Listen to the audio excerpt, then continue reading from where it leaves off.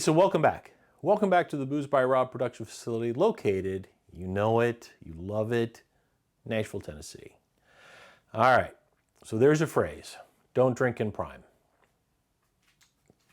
Guilty.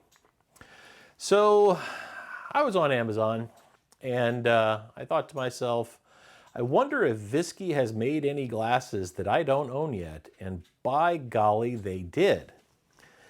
This is the Whisky Manhattan glass. I said, I don't own that, but I need to. So I ordered it. And then as I was checking out, they said, hey, wait a minute. You might also like these Italian cherries. I'm like, what are these? These are not our Luxardo cherries that we've come to know and love. These are Fabri Amareno cherries. They're wild cherries. They're gluten-free. I said, I need to have those too. So I put those in those baskets and I ordered them, making in my mind, we're gonna have the best darn Manhattan we've ever had because I've got all this cool stuff. And I was right.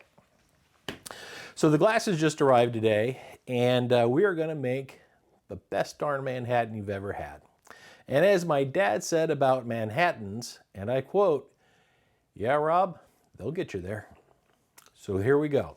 It's a simple cocktail. We're going to start with 2 dashes of Antostura Bitters. 4 dashes. Don't worry about that. There's a lot of conjecture about what whiskey to use. Traditionally, it's a rye. Could be a Canadian. I've seen all different types used, but the big deal here is the proportion of a whiskey to a sweet red vermouth, and it's 2 to 1. So we're going to use 1 ounce, and this has gotten to be a really favorite of mine. This is Antica formula vermouth. It's Italian. Really tasty stuff. It's more expensive than regular vermouth, but we're not using a ton of it.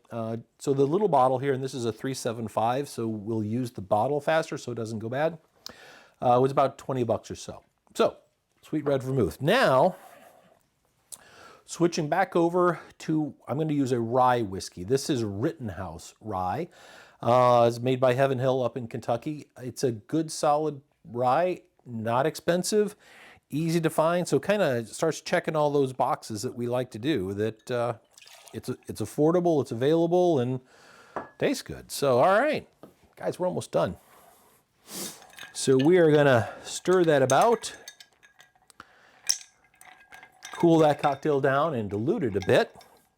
And I hope you've noticed we've upgraded some stuff in the production facility. Now we're shooting with 2 cameras, camera 1, camera 2. And we can switch back and forth between them because I've taken some software training on how to use this darn software that we've had. All right, so the drink's done, but now we got to get some of those cherries out. Production staff and I did a little taste test of what do we like better. These guys here, the Fabris or the Luxardos, we're both believing that the Luxardos taste better, but I don't know that they taste twice as expensive better. So, hey, do it whatever you want. But I pulled 2 out with a bar spoon. Don't even have to say, you know what it is. It's a Hawthorne Strainer.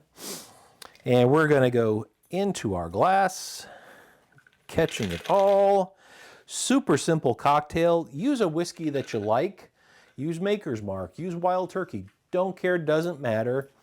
Use a whiskey, keep your proportions at 2 to 1, and then, you know it, cheers. Stay safe and enjoy the Manhattan. Let's try this out.